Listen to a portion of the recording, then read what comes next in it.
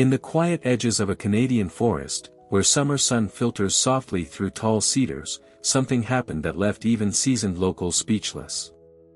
A lone forest ranger, retired but rooted to the land he loved, spotted a sight no man forgets, a massive black bear standing silently at the edge of his property. But she wasn't threatening. Her eyes held sorrow, and slumped over her front legs was a limp, breathing bundle, her cub, barely clinging to life. She didn't growl. She didn't run. She just waited. What made a wild bear trust a human like that? What did this man do that made headlines in hushed whispers? And what happened next blurred the lines between instinct and love in a way few will ever witness. Hit like, subscribe, and let's go. This is a story you won't forget. For over 30 years, Tom Callahan had walked the woods like they were part of him. A retired forest ranger in British Columbia's Okanagan Valley, he'd built a small cabin on the edge of Crown Land, where birds tapped on his windows each morning and deer wandered past his porch without fear. Every tool in his shed had a place, every sunrise held its own ritual: black coffee, quiet steps through the pines, a check on trail cameras he no longer needed for work but still used out of habit. He wasn't lonely, just content.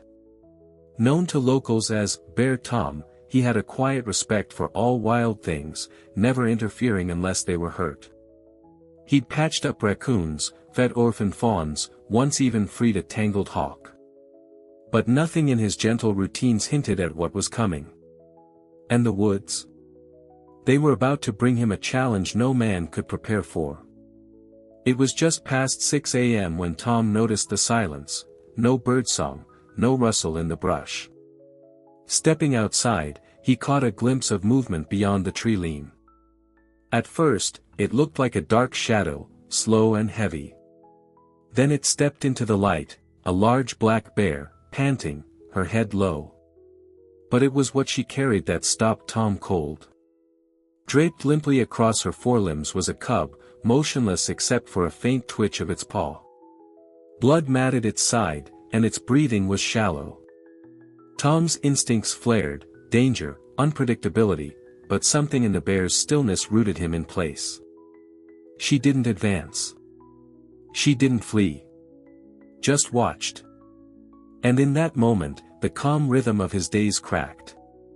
Something was terribly wrong, and no manual had ever prepared him for this.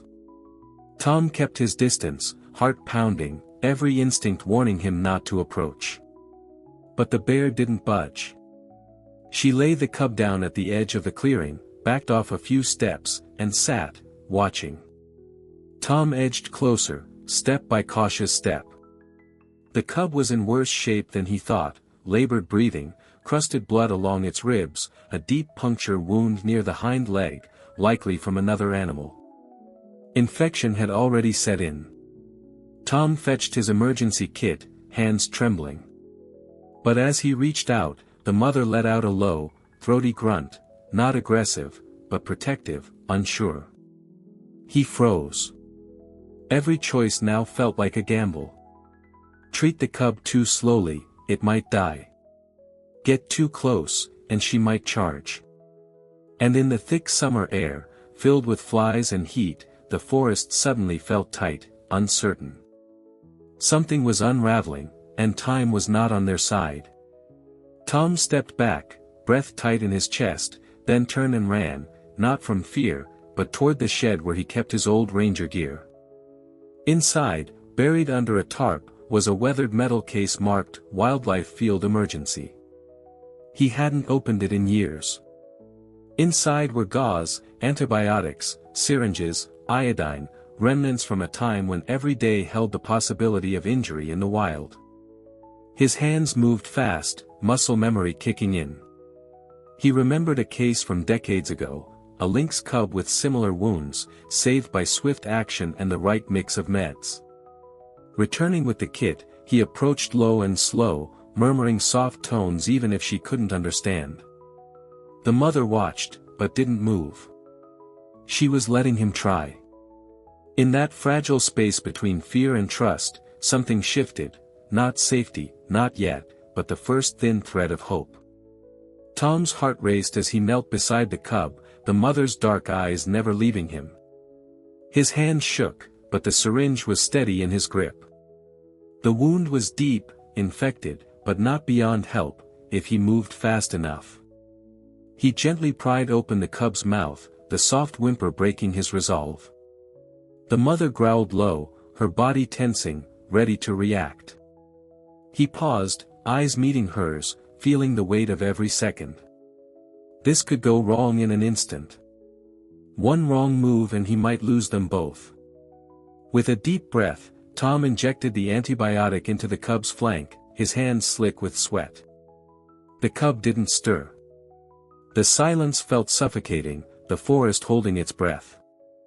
Had he done enough? Would it be enough? The weight of the moment hung thick in the air, and Tom stood frozen, waiting for any sign, any movement, as the world around him seemed to pause. Tom sat on the edge of the porch, his eyes never leaving the clearing where the bear and her cub lay. The forest around him seemed eerily still, the usual sounds of rustling leaves and chirping birds absent. He couldn't remember the last time he'd felt so vulnerable, so powerless. Every minute that passed felt like an eternity. He glanced at the cub, still motionless, the mother watching with a quiet intensity. Was the medicine taking effect? Would the cub even survive the night? His mind raced with thoughts of what else he could have done, but the more he thought, the less certain he became. The air was thick with uncertainty, and all he could do was wait. The world around him slowed as he sat, hands in his lap, feeling both hope and fear collide. Would it work? Would they be okay? Or had he just delayed the inevitable? The first sign came as a small twitch in the cub's paw. Tom's breath caught in his throat. Then, a faint, raspy breath. Slowly, painfully, the cub stirred, its eyes flickering open. The mother let out a soft grunt, stepping closer, but not too close. Tom held his breath as the cub, still weak, tried to lift its head, then slumped back, but the worst was over. It was alive. Tom couldn't hold back a shaky sigh, the relief crashing over him in waves. The medicine had worked. For the first time in hours, he allowed himself to close his eyes, just for a moment. But the real challenge had only just begun, the cub still needed time to heal, and the bond between them had just begun to form. Yet, for now, the forest held its breath with them, and life had won. As the days passed, Tom watched the cub grow stronger, the once feeble creature now finding its footing. He'd seen many animals come and go in his years in the woods, but this was different. This cub, this bear, had changed something inside him. The quiet bond they'd formed reminded him of a truth he'd known all along, that kindness, no matter how small, ripples out into the world in ways we can't always see.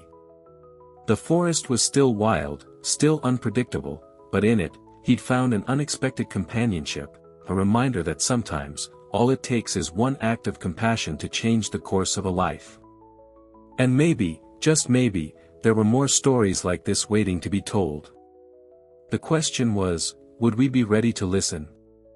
As the seasons changed, Tom would often find himself standing at the edge of the forest, watching the bear and her cub play in the distance. Their bond, once fragile, had grown into something strong, a reminder that even in the wild, there is room for compassion and connection.